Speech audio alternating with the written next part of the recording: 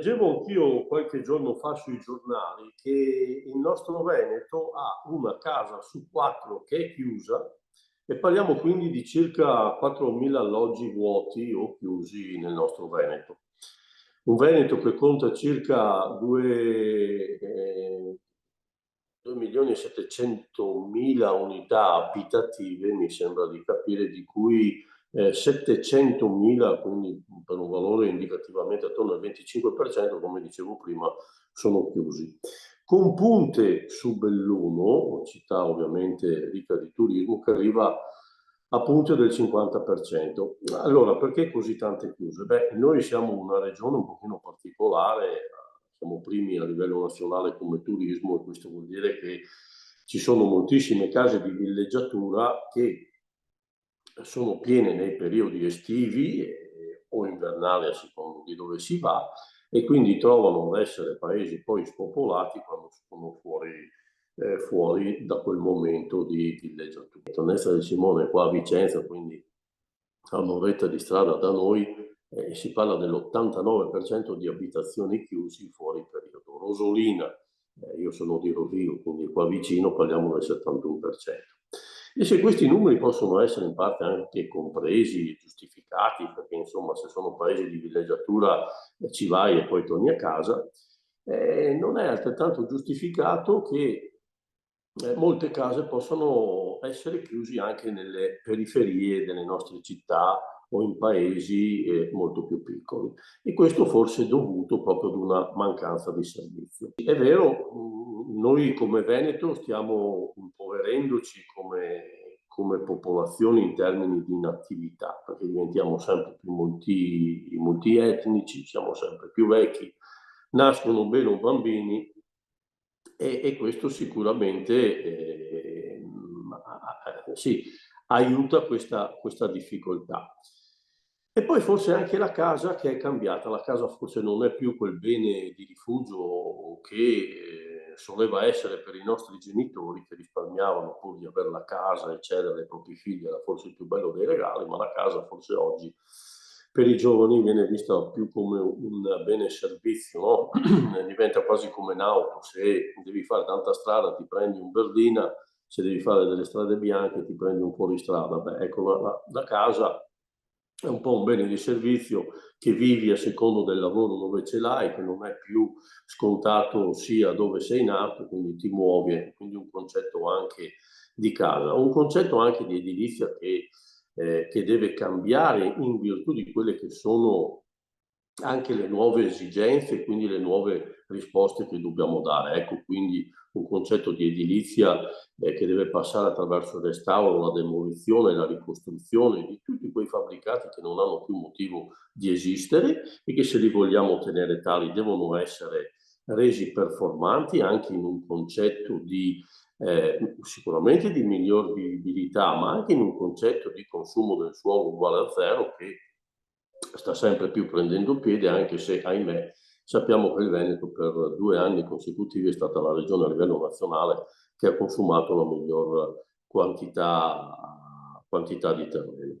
E quindi, ecco, voglio dire che c'è da prendere anche in considerazione una nuova era, no? Una nuova cultura, un nuovo modo di pensare le cose.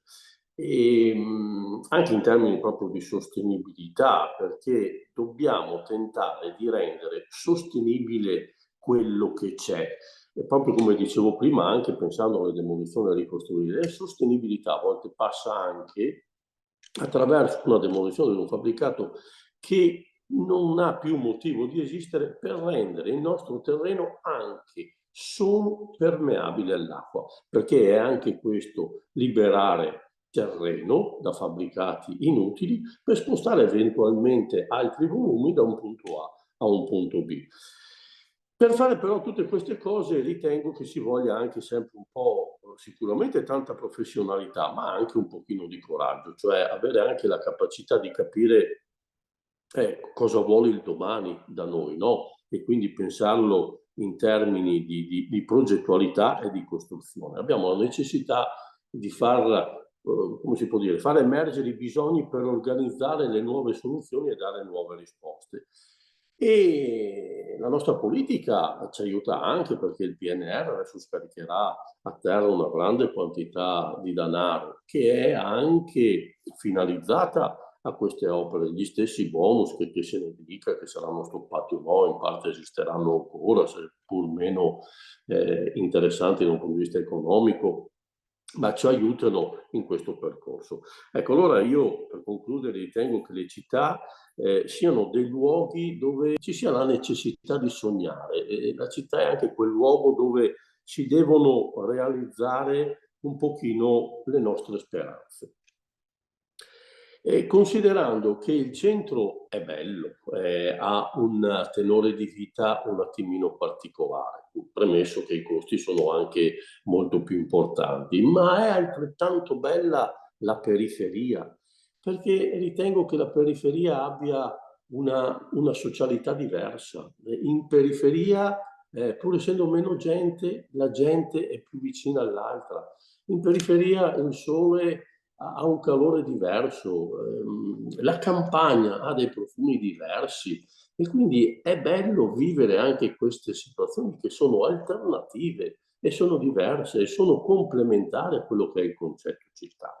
Allora, affinché chi sono i bambini che possono ancora giocare a pallone in una strada? Lo puoi fare in campagna. Chi sono i bambini che in centro città sentono ancora il profumo dei fiori e, non so, il profumo dell'acqua che cade sull'erba?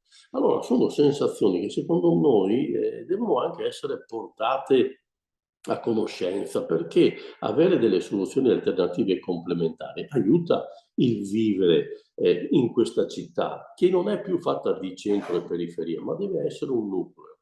È ovvio che per essere nucleo e per essere vissuto deve anche essere servita. E quindi ecco l'importanza del servizio anche solo in termini di trasporti, per dire, di quelle che sono le periferie rispetto ai centri. Allora, tanto per concludere con una battuta, diceva un sindaco di Bogotà che le città più avanzate non sono quelle dove i poveri girano in auto, ma sono quelle dove i ricchi usano i mezzi di trasporto. Allora, ecco, io credo che questa sia una sintesi molto importante per dire che se riusciamo a dare questo tipo di servizio, se iniziamo a ragionare con questa ottica, probabilmente non c'è più questa differenza tra centro e periferia, ma insieme si può essere complementari per rendere tutto sicuramente più vivibile, più interessante e più emozionante.